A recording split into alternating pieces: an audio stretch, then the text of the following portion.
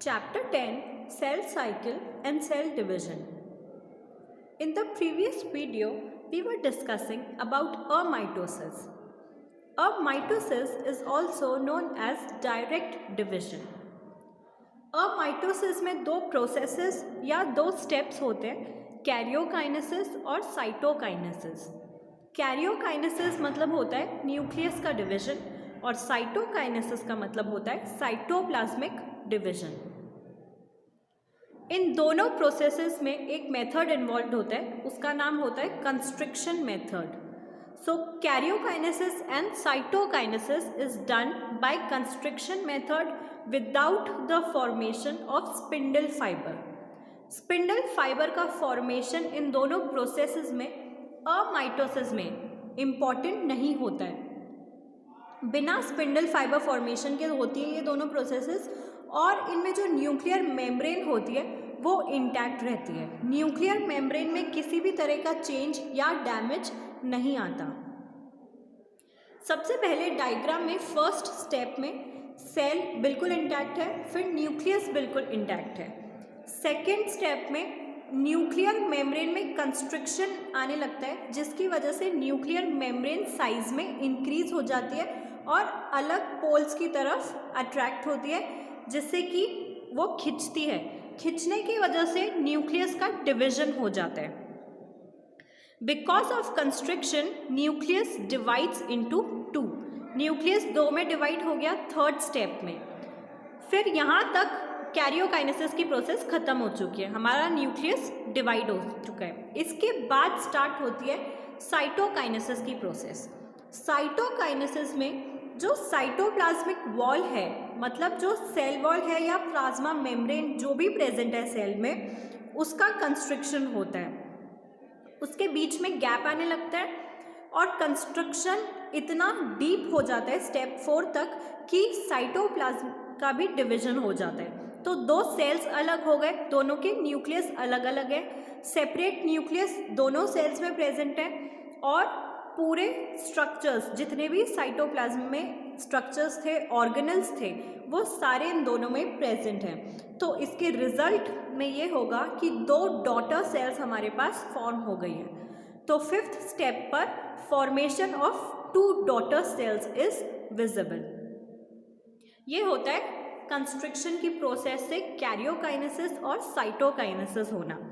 ये दोनों direct division होते हैं, इसीलिए इनको अमाइटोसिस भी बोलते हैं. जिन सेल्स में ये होता है वो हैं फ्यू बैक्टीरिया. कुछ बैक्टीरिया में हो सकता है, साइनोबैक्टीरिया में हो सकता है, यीस्ट में भी हो सकते हैं. कंस्ट्रिक्शन की प्रोसेस हायर ऑर्गेनिज्म में भी हमको देखने के लिए मिलती है. इसके अलावा कार्टिलेज सेल्स में भी कंस्ट्रक्शन की प्रोसेस से डिवीजन होता है. एक्स्ट्रा एम्ब्रियोनिक मेम्ब्रेन के जो सेल्स हैं उनमें भी कंस्ट्रक्शन की प्रोसेस होती है. Other than that endosperm sales और डिजीज्ड सेल्स या फिर ओल्ड सेल्स में डायरेक्ट डिवीजन होता है. अब अमाइटोसिस के कुछ ड्रॉबैक भी हैं, जैसे कि जब न्यूक्लियस डिवाइड होता है, जब कैरियोकाइनेसिस की प्रोसेस होती है, तब ज़रूरी नहीं है कि इक्वल नंबर ऑफ क्रोमोसोम्स दोनों न्यूक्लियस में जाएंगे. तो दोनों सेल्स में अनइक्वल डिस्ट्रीब्यूशन ऑफ क्रोमोसोम्स हो सकता है. इसीलिए ये इसका एक बहुत ही बड़ा ड्रॉबैक है जो कि ऑर्गेनिजम्स की बॉडी में कॉम्प्लिकेशंस करते हैं. Okay, so this was all about amitosis. Amitosis की प्रोसेस हम डिटेल में प्रीवियस वीडियो में भी पढ़ चुके हैं. Now we will talk about mitosis. अगर माइटोसिस वर्ड को डिवाइड किया जाए तो माइटोस मतलब होता है थ्रेड और ओसिस मतलब होता है स्टेट. माइटोसिस मतलब हम एक ऐसे डिवीजन की बात कर रहे हैं जिसमें थ्रेड्स का फॉर्मेशन होता है. वो थ्रेड एक्चुअल में स्पिंडल फाइबर होते हैं. तो माइटोसिस में स्पिंडल फाइबर फॉर्मेशन होता है. स्ट्रैसबर्गर ने माइटोसिस एक्सप्लेन किया था प्लांट सेल्स में और फ्लेमिंग ने माइटोसिस को एक्सप्लेन किया था एनिमल सेल्स में. टर्म जो है माइटोसिस वो भी दी थी फ्लेमिंग ने. जो माइटोसिस डिवीजन होता है या जो थ्रेड फॉर्मेशन होता है, स्पिंडल फाइबर फॉर्मेशन, वो होता है सोमैटिक सेल्स में.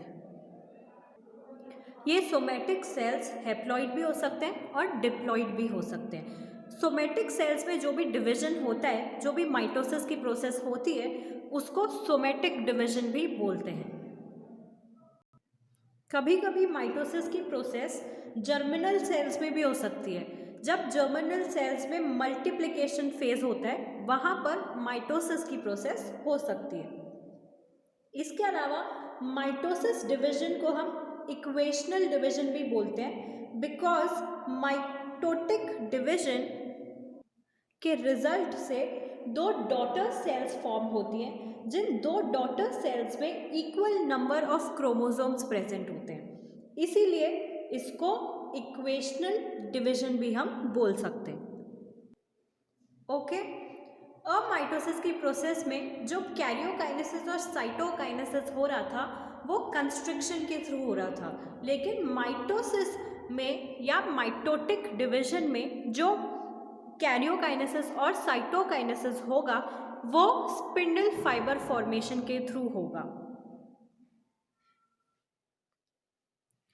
Now let's talk about the stages of mitosis division. अब माइटोसिस की तरह ही माइटोसिस में भी दो डिविजन्स होते हैं, कैरियोकाइनेसिस और साइटोकाइनेसिस। जो कैरियोकाइनेसिस है, मतलब न्यूक्लियर डिवीजन जो होता है, न्यूक्लियस का डिवीजन, उसमें 4 स्टेप्स होते हैं। First is prophase, second metaphase, third anaphase and fourth telophase. इसके बाद जब साइटोप्लाज्म डिवाइड होता है तो उसके रिजल्ट में हमको मिल जाते हैं 2 डॉटर सेल्स। माइटोसिस की प्रोसेस समझने के लिए हम शुरू से स्टार्ट करेंगे, इंटरफेज से स्टार्ट करते हैं। इंटरफेज में जब हमने सेल साइकिल पढ़ी थी तो हमने ये देखा था कि उसमें 3 स्टेजेस होती हैं, G1, S और G2। ठीक है, तो इंटरफेज में जब तक सेल है तो वो डिप्लॉइड होगा, और इंटरफेज में सेल अपने आप को प्रिपेयर करता है डिवीजन के लिए, मतलब एम फेज में जाने के लिए। एम फेज में कैरियोकाइनेसिस और साइटोकाइनेसिस होते हैं, लेकिन अभी हम इंटरफेज की बात कर रहे हैं। यहाँ पर हमारे पास जो सेल है वो डिप्लॉइड है और वो अपने आप को प्रिपेयर कर रहा है एम फेज में जाने के लिए, डिवीजन करने के लिए।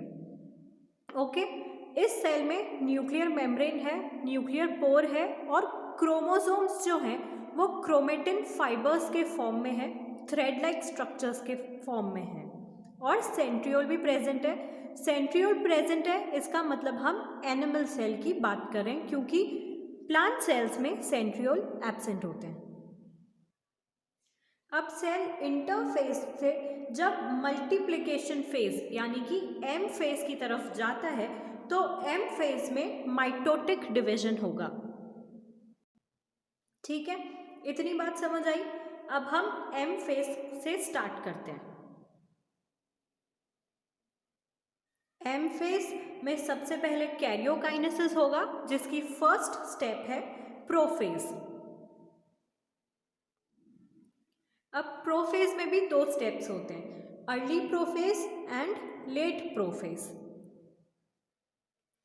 नाउ सी, ये अर्ली प्रोफेज की स्टेज है, कुछ ऐसे दिखती है कि इसमें क्रोमोसोम्स जो हैं वो विजिबल होते हैं, क्योंकि क्रोमेटिन फाइबर्स जो थे इंटरफेज स्टेज तक वो कंडेंस होना चालू हो जाते हैं। तो क्रोमोसोम्स क्या होते हैं, क्रोमेटिन फाइबर्स जब कंडेंस हो जाते हैं तो वो क्रोमोसोम्स में कन्वर्ट हो जाते हैं। तो अर्ली प्रोफेज में क्रोमोसोम्स विजिबल होते हैं, और जो सेंट्रियोल हैं इंटरफेज स्टेज में आप देखिए सेंट्रियोल जो है वो एक ही जगह पर हैं दोनों के दोनों, लेकिन अर्ली प्रोफेज में सेंट्रियोल माइग्रेट होना स्टार्ट हो जाते हैं, एक जगह से दूसरी जगह ट्रैवल करते हैं। तो एक सेंट्रियोल ऊपर है और दूसरा नीचे, जैसे कि आप डायग्राम में देख सकते हो। तो ये हो गई आपकी अर्ली प्रोफेज।